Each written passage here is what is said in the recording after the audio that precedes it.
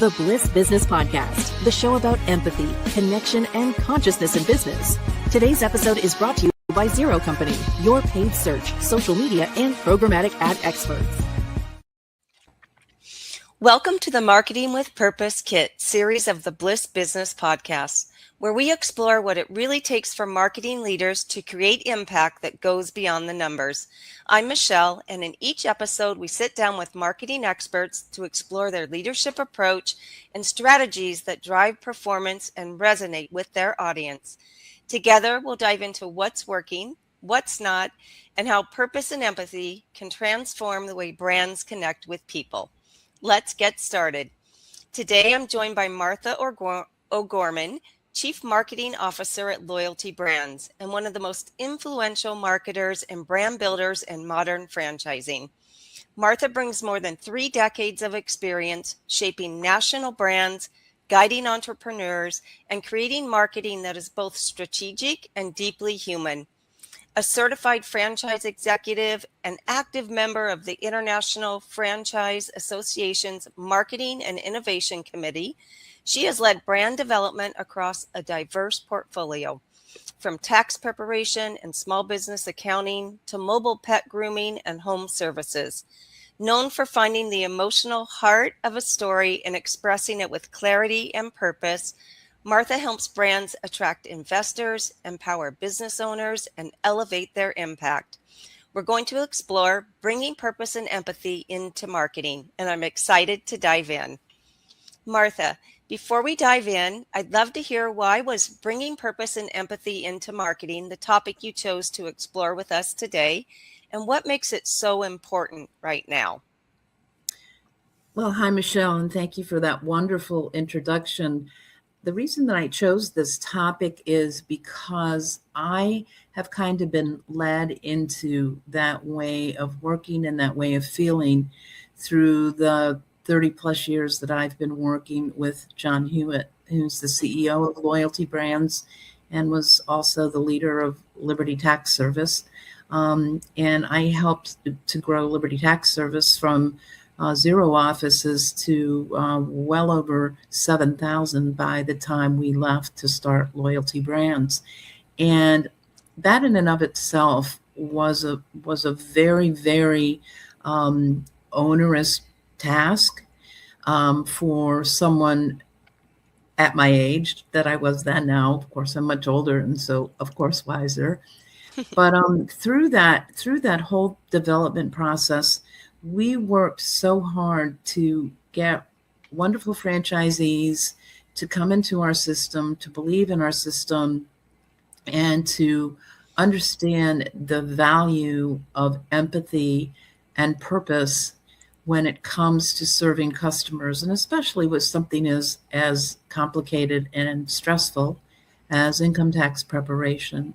So through all of that, years and years of watching people first come into the system, afraid of, their first tax season, and then watching them grow into, most of them, into very, very successful franchisees with multiple offices, and also lots of stories about how they had helped customers and served their community. And through that process, through that journey, it kind of changed my attitude towards business in general, but marketing in particular, since that's mainly my focus, because I realized that you could use marketing as a way, obviously, to reach customers, but also to reach customers' hearts. And I think that that's the way that you build a business, a great business. And it's also a way that you build a customer base, a loyal customer base who comes back year after year because of the way you have conducted business and the feelings that they get from you and your franchisees. Wow. Well, first of all, 7,000 franchises. That is a tremendous number tremendous number of people that you worked with and supported. And yeah, I love your heart-centered approach. That goes a long way with people. Not only d- do you end up having a very profitable business, but you feel good in the process, and so do your customers and the people that you work with. So, yeah, great to hear. CMOs are often pulled between near-term campaign results and long-term brand building. How do you ensure your marketing strategy stays aligned with the company's growth goals, and where do you find the biggest friction points in making that happen? Well, when you're building any kind of a brand, you have to have a strategy, we had a strategy at Liberty Tax, which was always to become the biggest tax service in the country. We didn't quite make that, but what we did do was we followed the strategy of making sure that you were committed to the customer, that you had your campaigns aligned with the long-term goal. And sometimes, you have to switch gears and do something based upon maybe a tax change or something that happened that didn't necessarily align with your long-term strategy. And so you always have to be on the cusp of change. You always have to make sure that you're following trends, that you're listening to your customers, you're listening to your employees. And of course, with the job that I had and have, you have to listen to the people, the salespeople who are communicating with new prospects and finding out what's making them interested in purchasing one of our franchise brands to become awarded a franchise with one of our 10 brands, which, as you can imagine, is a little bit of a matrix to build. But the bottom line is always making sure that your messaging is in line with your strategy, with your company goals, and most important is the company culture. Our culture is one of making sure that we have happy, successful franchisees. Because without our franchisees and without them being happy and successful, the company is really just a shell. And so we every day, at least I do, I say that to myself when I'm trying to make a decision about something. I say, is this going to make our franchisees happy and successful? And how is it going to make them feel from a feel good standpoint, how they're servicing their customers. And also I always think every single day that every time we add a franchise to our organization, we are adding a family tree branch to that family. Oh.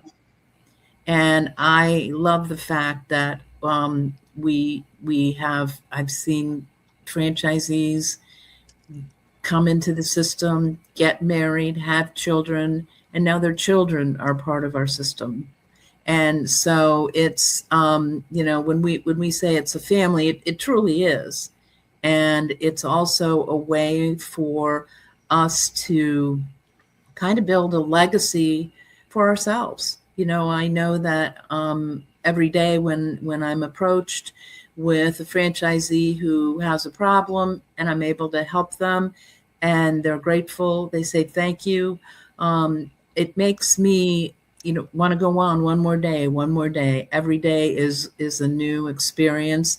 And the other thing, at this time of the year, it always cracks me up because I always think about It's a Wonderful Life, and where they say every time a bell rings, an angel gets their wings. And I kind of feel that way with franchisees, is every time a franchisee becomes a Zoom and Grooming franchise or an ATAX franchise or a Hike Doggy franchise, they're getting their wings. And it's just kind of I grew up with that movie and had probably seen it at multiple times. And so I like to think about that when I think about our franchisees. I kind of envision them all floating around with their wings and doing good. Oh, I love that. It's such a nice image, for sure. In high stakes situations like a brand crisis or market downturn, how do you maintain a sense of purpose and empathy while making quick strategic decisions? Well, crises are something that no one wants to face. And um, the main thing about crisis is to keep your cool while you're making those decisions. And the one thing I like to think about with crisis is when crises hit, it really shows you the character of the people within your organization and how they deal with problems. I can personally say that we've never had a crisis of the magnitude of you might if you were in the food industry or things that really could negatively impact people's health or life. Ours are mostly dealing with just government regulations or advertising regulations or things that aren't necessarily fun, but they're not life stopping, and that's important. And I must say that I really hope that we are never faced with anything of that magnitude, but I can tell you that if we are prepared because we have just standards of ways that we communicate, how we answer press inquiries, anything that might come our way, we're prepared. And a crisis only makes you stronger once you come through the other side. Yes. Oh, right on. hmm And I think, it sounds like, and I know just from meeting other of your brands within loyalty brands, that the culture you have just is permeated through every single person. So your core values, your higher purpose, they always shine through in every single person we've spoken with. So it can tell that that you're doing a great job there. Well, I will say, Lee, it comes from the top down. The culture and the mentorship and the kindness that we exhibit, I think, is all a result of John Hewitt and many of us who have followed him over the course of the last 30 plus years and learned from him in many, many ways. But his look at business is people first, profit second. Yeah. And what we found is that's profitable too, right? It's the right thing to do, but it's also profitable as well. So when you're launching a new product or entering a new market, what's been your most effective way to align sales, product, and customer success teams? And where does that alignment, or does it tend to break down? Well, it always breaks down between the marketing and the sales department. And the one thing that I can unequivocally say is that in this environment, in the loyalty brands environment, we have been able to kind of break down that silo or those silos and work together. And I think a lot of it has to do with the fact that we have such fun brands to work with. And so it's not as always tension ridden to come up with the right marketing ideas. And a lot of it has to do with experience that we've lived with for over 30 years, and in John's case 55 years, 56 years of understanding people and understanding people's personalities.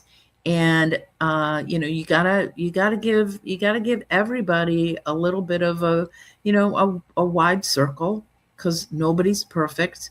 And when they're not perfect, or when I'm not perfect, we find ways to work through it. And I think that that's a real problem with many companies because they it's almost like you've got a gaggle of geese that are all fighting for the same piece of food.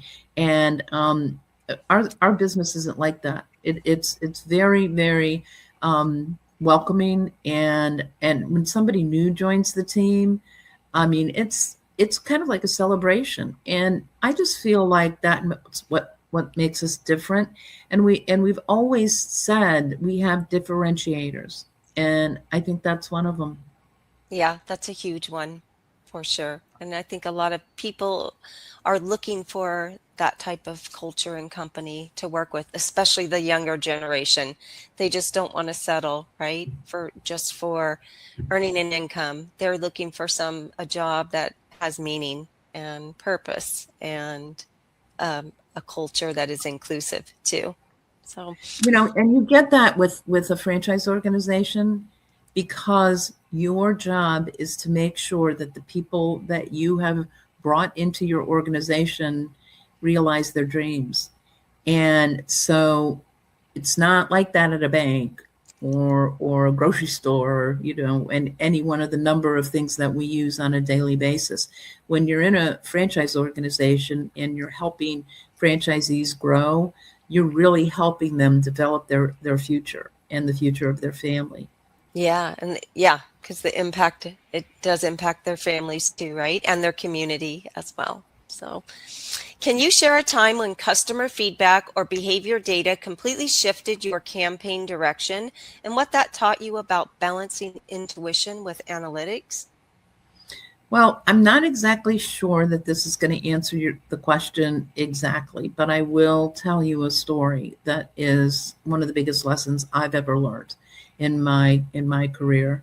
Back when we were working at Jackson Hewitt many, many years ago, we got great response from running advertising on buses. So transit advertising, how you see a card on the side of the bus that has some message for whatever the case may be. Well, we did that very successfully.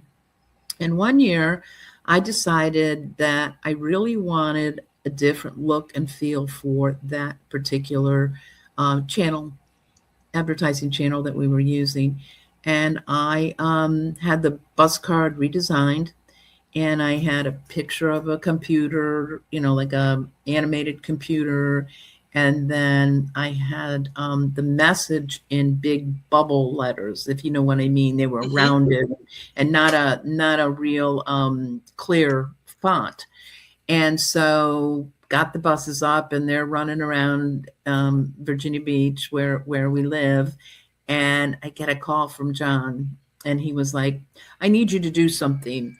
And I said, "Okay." And he goes, "I want you to get one of our old bus cards, and I want you to get the new bus card and put the old bus card on one side of the bus and the new bus card on the other side of the bus, and bring it over to the corporate headquarters immediately." Wasn't quite that stern, but that's how it sounded to me. So anyway, I did that, and everybody came out of the office, and everybody stood on the street and watched as the buses went by. And then everybody voted for which one was more readable. And unfortunately for me, the one that I had done for like 3 years in a row, which was yellow with black letters, I mean, very, very, very much two very readable colors together, won hands down. I mean, nobody liked the other one at all.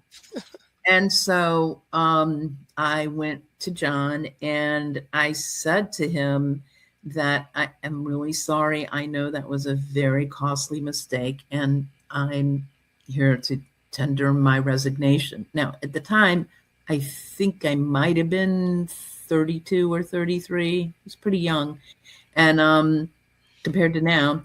And he looked at me, and he was like, "What are you talking about?"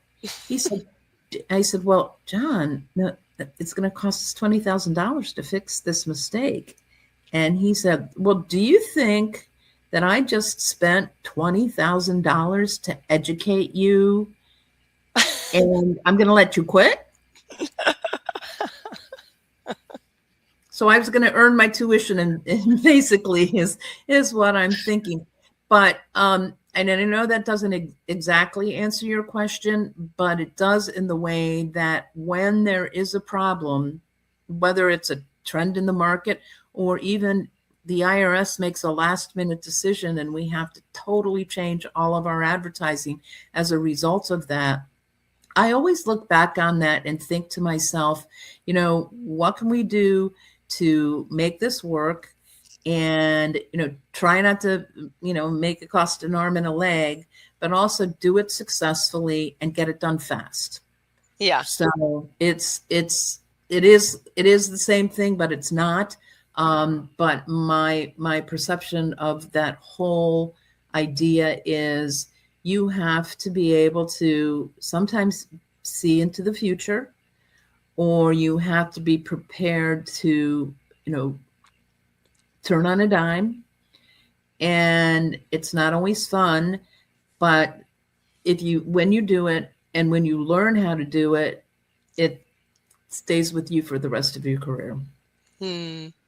Very nice, kind way that John handled that with you and gave you that opportunity, right, to grow Absolutely. in your position. What's worked best for turning marketing into a revenue driver at your company or at Loyalty Brands? And where do you see gaps in CRM, lead tracking, or even sales alignment that make it hard to measure success?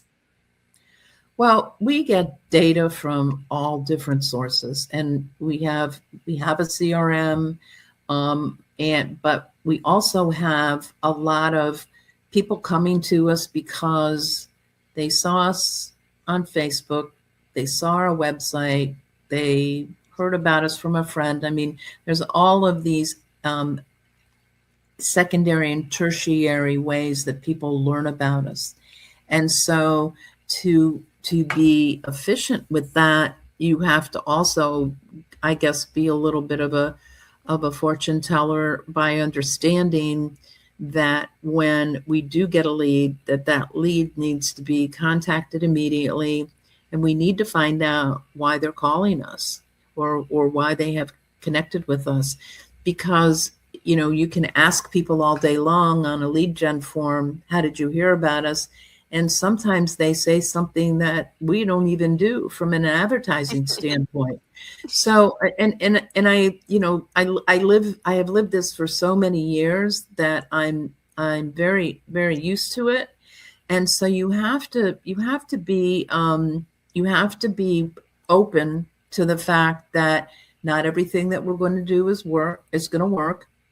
Our CRM isn't always going to be perfect. And that the best thing that you can possibly do is to make sure that the people who are answering your ads, whether it be for a consumer service or whether it be for sales of a franchise, that you have to get to know them, and then you have to figure out exactly why they're there. And there's no amount of automation that's ever going to change that. This is a people business. This is a need for us to communicate directly with the folks that are interested in buying from us. And no automation, no robot, no AI is going to change that. And so I just have to keep reminding myself, and my peers are the same way, that as long as we're bringing the right people in and we're making the right decisions as to who's going to be a good franchise and how we're going to help them grow, I think we've done our job. Yeah, and I agree. Like, you can't replace face-to-face interactions or that human element, right? The two. What's your approach to developing marketing talent so they not only hit performance goals, but also stay engaged and inspired? And where do you see leaders struggling most in retaining top talent? Well, you would think the first thing that would come to mind would be money, and that's not it.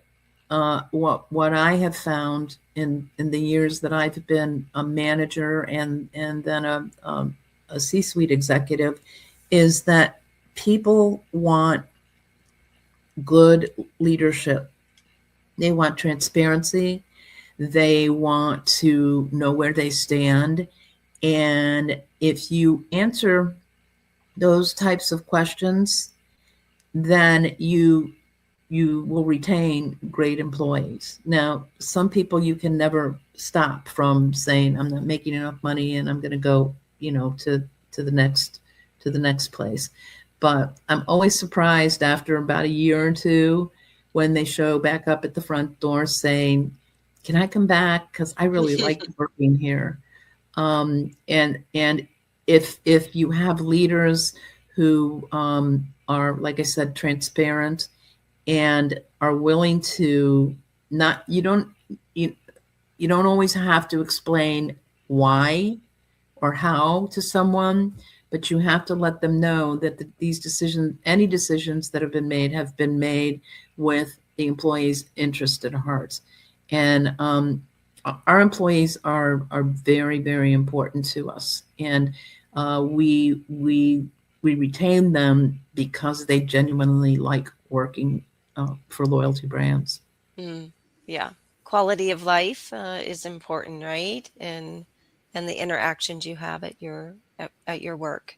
Right. When you think about the role marketing plays in your company's future, how do you feel about the role of purpose and empathy in creating genuine resonance, connecting with people in a way that reflects your company's values? Well, I think when we first started Loyalty Brands, and I wrote the press release announcing what we were going to be doing, and obviously things have shifted a lot since then, because back then we didn't have a single pet brand, and now we've got 4. Yeah. But the biggest thing was, and it's something that I believe was what made us successful at the other companies that we were with, is that we have to position ourselves as a community first business. So meaning that the franchisees in the community have to be involved with the community, do things with the community, for the community, whether it be participate in parades, sponsor soccer teams, things that are really showing the folks, oh, these people really care. And I've always said, they have to know who you are, what you stand for, where you are, and what you do. So by doing those things, you don't have to go out and spend thousands of dollars on television advertising or things that are really meaningless to people anymore. The way we're hit with marketing messages these days makes it very difficult to get a pinpoint on what's going to get somebody to come into your office. And what we found is that we like to make the phones ring and the doors swing by being out in the community and then having people come back in and get their taxes done, get their dog groomed. And then once that happens, we treat them right so that they keep coming back. And it's just exponential in how we build a business. Yeah, that is one of the best things about franchises, is that spirit of community, right? We see that across all the brands that we've interviewed or had a conversation with on our podcast. And there's so much care and empathy and compassion and even joy in the connections that they make within their local and even micro communities. So that's wonderful. Thank you so much for joining us on the Bliss Business Podcast today, Martha. I hope today's conversation sparked new ideas for how our audience can align strategy, execution, and purpose in your own work. If you found value in this discussion, like, subscribe, and share it to keep the conversation going. And remember, great marketing doesn't just sell, it serves. See you next time.